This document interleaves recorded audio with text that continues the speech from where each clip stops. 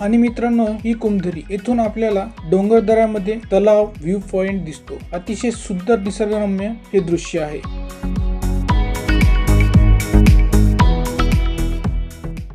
आपण आता बघत आहात कडेपठार डोंगरावरतील हे सपाट मैदान।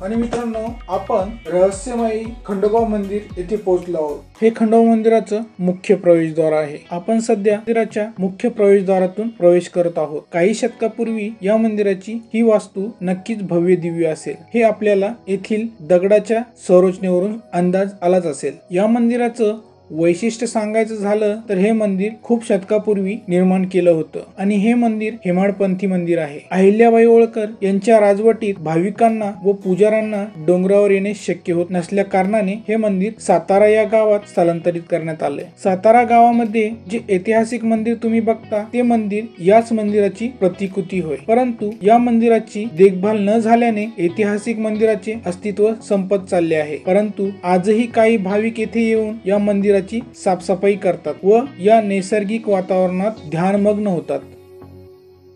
आपण बघू शकता किती सुंदर शांत असं हे वातावरण आहे। येथे आल्यावर मन खरंच खूप प्रसन्न होते।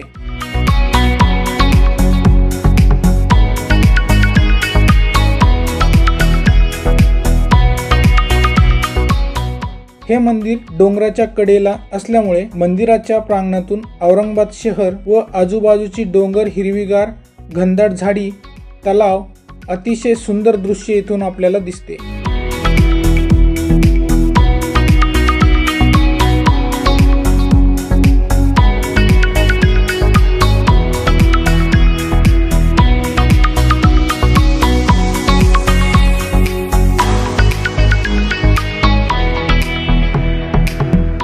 शिलावरील केलेले नक्षीकाम, शिलालेखावर भाविकांनी लिहिलेले जय मल्हार व मल्हाररावांचं वाहनही आपण येथे बघू शकता।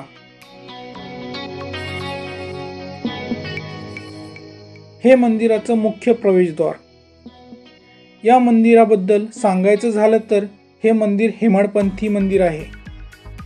अतिशय पुरातन असं हे मंदिर आहे।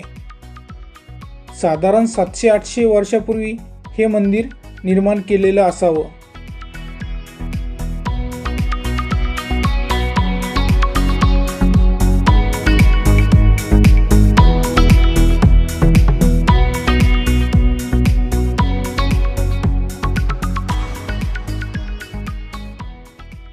मंदिरामध्ये प्रवेश केल्यानंतर आपल्याला अंदाज आलाच असेल की हे मंदिर किती भव्य दिव्य असेल। तरी आपण आतील भाग बघू शकता, किती आध्यात्मिक व प्रसन्न असं हे वातावरण आहे।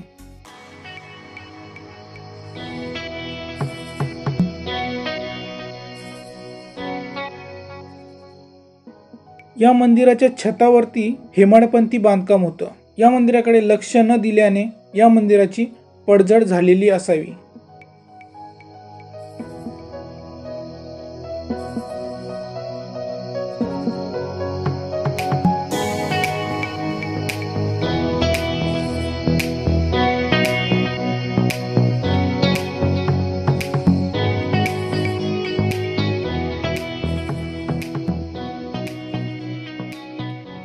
हे या मंदिरातील देवस्थान मासादेवी, खंडोराया व गणराय हे 3 दैवत या मंदिरात विराजमान आहेत।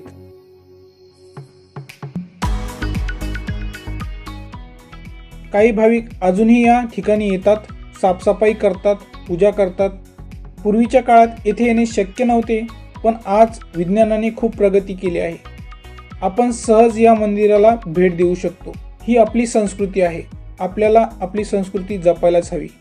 येथे आल्यावर आपल्याला नक्कीच मनाची शांती, संकल्पना पूर्ण होईल असं हे ठिकाण आहे।